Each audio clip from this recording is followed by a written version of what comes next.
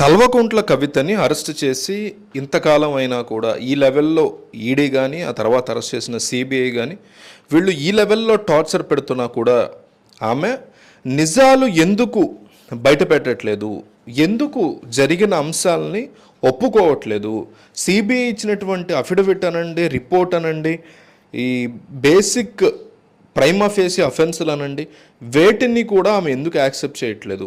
ఆమె ఒక్క మాట బయటకి కక్కిన కేసీఆర్ రాజకీయ జీవితమే బలవుతుందా? బీఆర్ఎస్ పార్టీ శాశ్వతంగా భూస్థాపితం అవుతుందా? అసలు ఈమె చేసినటువంటి తప్పేంటి అనేది మనం ఈ వీడియోలో చూద్దాం. అయితే మనకి రీసెంట్గా సిబిఐ కోర్టుకి సమర్పించినటువంటి అఫిడవిట్లో మీకు ఈడీ అరెస్ట్ చేసి తీసుకువెళ్ళిన తర్వాత తీహార్ జైల్లో ఉంచారు, రిమాండ్ ఖైదీ కింద ఉంచారు. అయితే తీహార్ జైలుకి వెళ్ళి మరి సిబిఐ కోర్టు పర్మిషన్ తీసుకుని అక్కడి నుంచి అరెస్ట్ చేసి తమ కస్టడీలోకి తీసుకుంది. సేమ్ కేసులో లిక్కర్ కుంభకోణంలో ఎందుకు ఇట్లా చేశారు అని, అంటే లిక్కర్ కుంభకోణం ఏం చేశారు అనేది మనం సెపరేట్గా చాలా వీడియోలో చేసాము, మన ఛానల్లో మీరు చూస్తే కింద ఉంటాయి. లేదు అంటే ఇందులో కూడా నేను బ్రీఫ్గా చెప్తా, ఇట్లా చాలా బ్రీఫ్గా చెప్తా, బట్ అందులో డీటెయిల్గా ఉంది. సో లిక్కర్ కుంభకోణం లోకి వచ్చేసరికి ఇక్కడ ముఖ్యమైనటువంటి అంశం మనం అబ్జర్వ్ చేయాల్సింది ఏంటంటే, లిక్కర్ కుంభకోణంలో 2022 జూన్ ఆ టైంలో lieutenant governor, Delhi lieutenant governor ఇందులో సిబిఐ విచారణకు ఆదేశించారు. ఇదేదో తేడాగా ఉంది, ఈ లిక్కర్ కుంభకోణం, లిక్కర్ కొత్త పాలసీ తీసుకొచ్చారు ఈ అరవింద్ కేజ్రీవాల్ ఢిల్లీ ముఖ్యమంత్రి, ఇంత సడన్గా ఢిల్లీ లిక్కర్కి సంబంధించి కొత్త పాలసీ దేనికని నాకు డౌట్ వస్తుంది, ఎందుకైనా మంచిదని సిబిఐ ఎంక్వైరీ వేశారు. అంటే మోడీ గవర్నమెంట్కి వీళ్ళకి పడదు కాబట్టి రాజకీయ కక్ష కోసం చేయించారు లెఫ్టినెంట్ గవర్నర్తో. వాళ్ళేమీ పెద్ద పతివ్రతలు కాదు సిబిఐ, బీజేపీ వాళ్ళు. ఇతని మీద టార్గెటెడ్గా దొరికాడు, వేశారు, రేపు వీళ్ళు వస్తే వాళ్ళ మీద వేస్తారు, అది వేరే విషయం. సో వేసినటువంటి తర్వాత ఏం జరిగిందంటే, ఇందులో ఈ సిబిఐ కుంభకోణంలో సిబిఐ వేసినటువంటి ఎంక్వైరీలో లిక్కర్ కుంభకోణానికి సంబంధించి లోకల్ పేర్లతో పాటు మనీష్ సిసోడియా అనండి, ఇంకొకళ్ళు అనండి, ఎక్కడెక్కడో ఉన్నటువంటి అరబిందో సంస్థ, సౌత్ గ్రూపు, కవిత, వీళ్ళ పేర్లు వినిపిస్తున్నాయి వీళ్ళు ఎంక్వైరీ స్టార్ట్ చేసిన తర్వాత. ఇప్పుడు ఢిల్లీ ముఖ్యమంత్రి ఒక కుంభకోణం చేయాలనో డబ్బులు సంపాదించాలనో ఏదో అనుకుంటే ఎవరు ఇన్వాల్వ్ అవుతారు? ఆ ప్రాంతం వాళ్ళు ఇన్వాల్వ్ అవుతారు, అంటే ఆ ఢిల్లీ చుట్టుపక్కల వాళ్ళు. లేదు అంటే ఆమ్ ఆద్మీ పార్టీ గెలవడానికి ప్రయత్నిస్తున్న పంజాబ్ ఎన్నికలో, లేకపోతే హర్యానానో ఇట్లాంటి వాళ్ళు ఇన్వాల్వ్ అవుతారు. కానీ ఎక్కడో హైదరాబాద్, ఎక్కడో ఆంధ్రప్రదేశ్లో ఉన్నటువంటి మాగుంట, లేకపోతే శరత్ చంద్రారెడ్డి, అరబిందో, ఇవన్నీ ఎందుకు వస్తున్నాయి అనేసి వాళ్ళు ఇంకా డీప్గా స్టడీ చేయడం స్టార్ట్ చేశారు.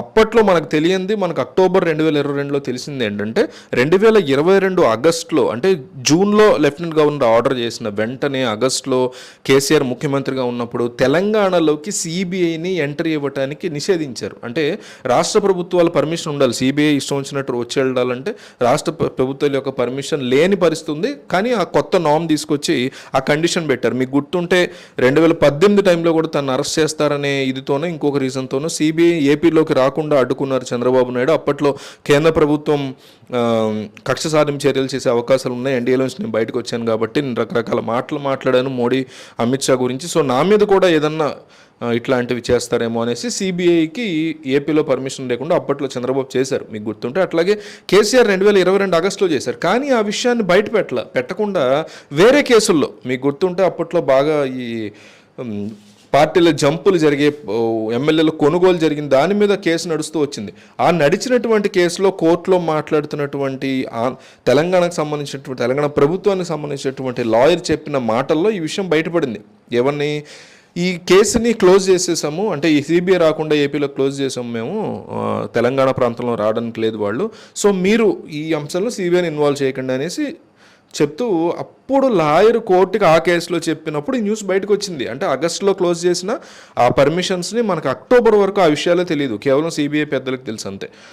సో అంటే అప్పుడే గనక మీకు పర్మిషన్ ఉంటే అప్పుడే కవితని అరెస్ట్ చేసేవారు, డెఫినెట్లీ జరిగేది అది. ఎందుకంటే మనీష్ సిసోడియాని 2023 ఫస్ట్ నెలల్లోనే ఆయన్ని కూడా అరెస్ట్ చేశారు.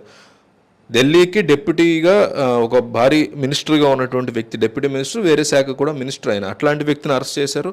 సాక్ష్యాలు తారుమారు చేస్తారనేసి ఆయన లోపల పెట్టారు. అసలు ఈ లిక్కర్ స్కామ్లో విషయానికి వస్తే అదేంటంటే, అరవింద్ కేజ్రీవాల్ ప్రభుత్వం లిక్కర్ పాలసీలకు సంబంధించి ఒక కొత్త పాలసీని తీసుకొచ్చింది. లిక్కర్ కొనుగోళ్ళు టెండర్లు వేస్తారు కదా, లిక్కర్ షాపులు, ఈ మందు షాపులకి సంబంధించి టెండర్లు వేస్తుంది కదా గవర్నమెంట్.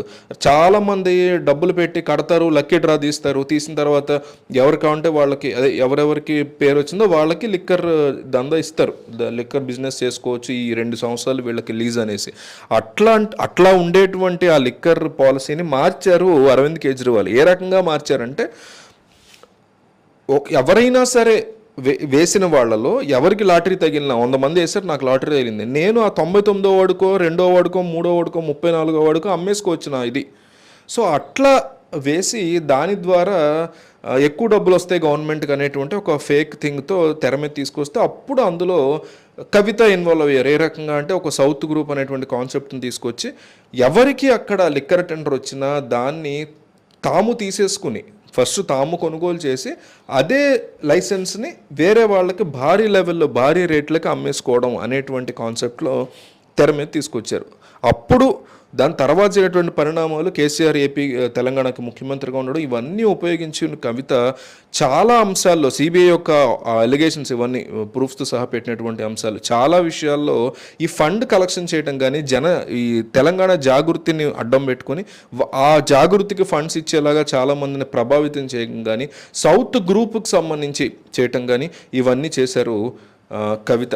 అందువల్ల ఈమెకి సంబంధించి ఇప్పుడు సిబిఐ వాళ్ళు అదుపులోకి తీసుకుని ఏం చెప్తున్నారంటే, శరత్ చందర్ రెడ్డి అరబిందో సంస్థ యొక్క head, one of the head, ఇతన్ని నువ్వు ల్యాండ్స్ సంబంధించి డీల్స్ తీసుకోవాల్సిందే, మహబూబ్ నగర్కి సంబంధించి మహబూబ్ నగర్లో ఒక ల్యాండ్ ఉంది, అది నువ్వు తీసుకోవాల్సిందే అని బెదిరించి ఆ వాల్యూ అంత, ఆ ల్యాండ్ అంత వాల్యూ ఉందా లేదా చెక్ చేసుకోవడం ఏం లేదు, నా మీద నమ్మకం లేదా అనేస్తూ 14 కోట్లకి ఆ ల్యాండ్ ఉందా, డూప్లికేట్ రిజిస్ట్రేషన్ ఏంటని ఇప్పటికీ కన్ఫ్యూజన్ అంట, ఆ ల్యాండ్ ఉందా లేదని.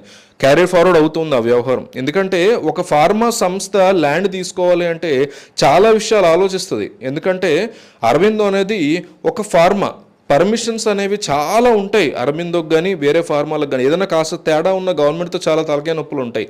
ప్రతి ఫార్మా సంస్థ కూడా గవర్నమెంట్స్తో, ఏ గవర్నమెంట్ వచ్చినా సత్సంబంధాలు మెయింటైన్ చేస్తూ ఉంటుంది. అందుకే ముఖ్య కారణం పర్మిషన్స్ కావాల్సి ఉంటుంది వాళ్ళకి. సో సౌత్ గ్రూప్ నుంచి రిప్రజెంట్ చేస్తూ శరత్ చంద్ర రెడ్డిని అక్కడ వాళ్ళకి పరిచయం చేస్తూ ఇతన్ని అందులో ఇన్వాల్వ్ చేసినందుకు గాను జనజాగృతి, తెలంగాణ జాగృతి అనేటువంటి ప్రోగ్రామ్ ఉంది కదా వాళ్ళకి, మొన్న మధ్య క్లోజ్ చేశారు. అంటే ఈ విషయాలన్నీ క్లోజ్ అయిపోయాక, టాస్క్లన్నీ కంప్లీట్ అయిపోయాక వాళ్ళు క్లోజ్ చేశారు. సో దానికి సంబంధించినటువంటి ఈ తెలంగాణ జాగృతికి 80 లక్షలు ఇచ్చేలాగా ఫండ్స్ని డైవర్ట్ చేసినటువంటి పరిస్థితి. ఈ తెలంగాణ జాగృతికి ఎవరెవరు ఎంతెంత డబ్బులు ఇచ్చారు అనేది బయటికి తీస్తే ఎంతమంది జెన్యూన్కి ఇచ్చారు, ఎంతమంది ఇట్లా బెదిరిస్తే ఇచ్చారు అనేది చాలా పెద్ద స్కామ్. ఇంకో రకమైనటువంటి స్కామ్ ఇప్పుడు తెలంగాణలో ఫోన్ ట్యాపింగ్ స్కామ్తో పాటు అందులో కూడా ఇన్వాల్వ్ అయి ఉంటుంది ఇది. ఎందుకు ఫోన్ ట్యాపుల ద్వారా చేసినటువంటి మాటలు, ఆరోపణలు కూడా ఉన్నాయి. అవి కూడా బయట పెట్టాల్సింది రేవంత్ రెడ్డి సర్కారు. సో మాగుంట శ్రీనివాసులు రెడ్డి ఒంగోలు ఎంపీగా ఉన్నారు ఆయన వైసీపీ తరఫున, ఆయన్ని కూడా ఇందులో ఇన్వాల్వ్ చేశారు. అతని కొడుకుని ఇన్వాల్వ్ చేసినటువంటి పరిస్థితి. మాగుంట రాఘవరెడ్డి ఏదో ఉంది అతని పేరు. సో 25 కోట్ల వరకు అతని నుంచి కూడా ఇప్పించారు. ఈ తెలంగాణ సంబంధించినటువంటి ఆరోపణలు ఉన్నాయి. అదే సిబిఐ బయట పెడుతుంది సౌత్ గ్రూప్కి సంబంధించి. మొత్తం లెక్కలిస్తే 44 కోట్లకి పైగా హవాలా యొక్క నెంబర్ కనిపిస్తుంది అనేటువంటి మాట చెప్తుంది సిబిఐ. ఇంకా మిగిలినటువంటి డబ్బు అంటే ఇంకా 54 కోట్లు ఉంటుంది. ఎందుకంటే మొత్తం 100 కోట్లు.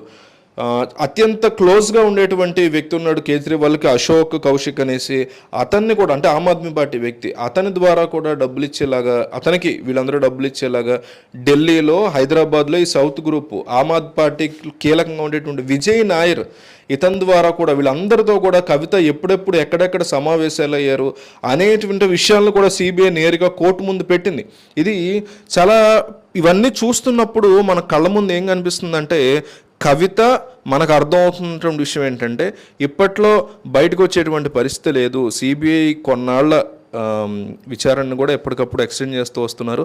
అయితే ఈ వెనకాల ఈ మొత్తం వ్యవహారం వెనకాల కనుక నా తండ్రే ఉన్నారు, నా తండ్రి ముఖ్యమంత్రి కాబట్టే ఇదంతా నేను చేయగలిగాను అని ఆమె ఒక్క మాట చెప్పినా ఎటువంటి మనీ ట్రాన్సాక్షన్ టీఆర్ఎస్ పార్టీకి సంబంధించి ఉండే ఉంటాయి, జరిగినా కూడా కేసీఆర్ రాజకీయ చరిత్ర బలవుతుంది, సమాప్తం అవుతుందని, అట్లాగే తన పార్టీ టీఆర్ఎస్ పార్టీ కంప్లీట్గా భూస్థాపితం అయిపోతున్నటువంటి భయంతోనే ఆమె ఒక్క విషయాన్ని కూడా బయట పెట్టట్లేదు అని చాలామంది అంటున్నారు. దీని మీద మీ అభిప్రాయం చెప్పండి.